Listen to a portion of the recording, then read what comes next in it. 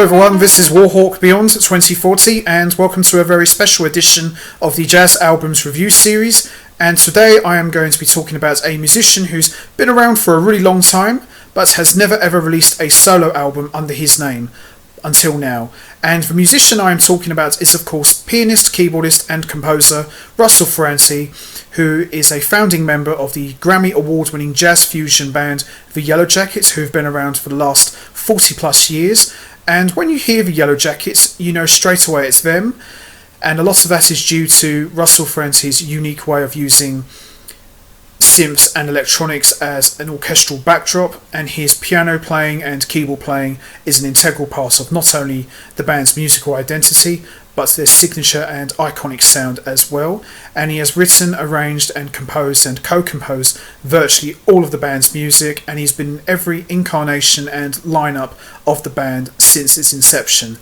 But Russell Ferrante hasn't just recorded exclusively with the Yellowjackets. He has performed and recorded with a number of other great bands and artists such as the GRP All-Star Big Band, Vince Mendoza, Michael Franks, Lee Ritenour, Larry Carlton, Brenda Russell, Marilyn Scott, Eric Marienthal, Wayne Shorter, Joni Mitchell, Sada Watanabe, Jim Witherspoon, Art Pepper, you name it, he's played with them all, but he has never ever released his own solo album until now. So when Russell Ferrante announced at the beginning of this year that he had released a brand new recording under his name, I was shocked but pleasantly surprised at the same time, because this was something that I wanted to see him do for a really, really long time. And in a way you could look at it as 40 plus years in the making, and it was well worth the wait. And we are going to be talking about his solo debut recording, which is an album you wouldn't really expect from a guy like Russell Ferrante. I was expecting it more to be in the style of the Yellowjackets, with lots of keyboards and lots of electronics and stuff like that.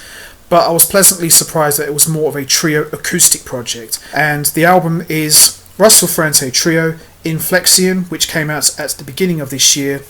And it's an amazing trio recording. We've got Russell Ferrante on piano, Michael Laverio on bass, and Steve Schaefer on drums. Outstanding trio recording. And think of the Yellowjackets unplugged and stripped down as a trio with no keyboards and saxophone, because it pretty much sounds like this. And it's kind of hard not to compare it, make it sound like the Yellowjackets, because Russell Ferrante is such a big part of the Yellowjackets sound. So it does sound like the Yellowjackets, but it's not a bad thing. It's very much Russell Ferrante's show.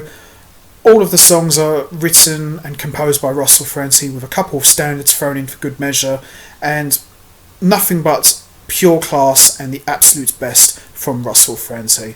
So we've got tracks like Stick to It, Iveness, Network of Mutuality, Inflexion D, Rivmaning, Isfahan, Inflexion A, Spoons from Eric Marienthal's Crossroads recording that was released in 1990, which Russell Ferrante played a big part of, which I've covered on the couple of editions back of this series. I Do, 57 Chevy, How Deep is the Ocean, We Shall Overcome. Excellent collection of songs from start to finish. Favourite songs of mine: Spoons, 57 Chevy, I Do, Stick to It, Iveness, which has got more of a extended piano intro from Russell Ferrante, but no bad track in sight, no weak link at all. Brilliant stuff. So we're going to take a quick look inside. So got some sleeve notes here, all about each song individually, how this album came about.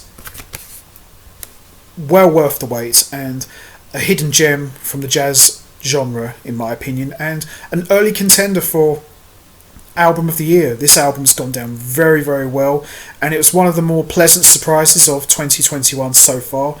And as I said, if you're a fan of piano playing or piano trios, highly recommend you check this one out. And of course, if you're a fan of the Yellowjackets, this is a must-have for all Yellowjackets fans worldwide.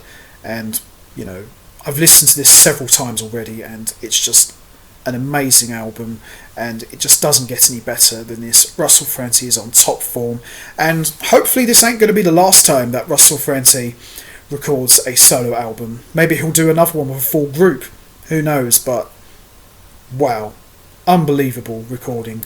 So there you have it, Russell Ferrante Trio Inflexion, and as I said, an early contender for album of 2021. So, any favourite tracks of yours that you liked?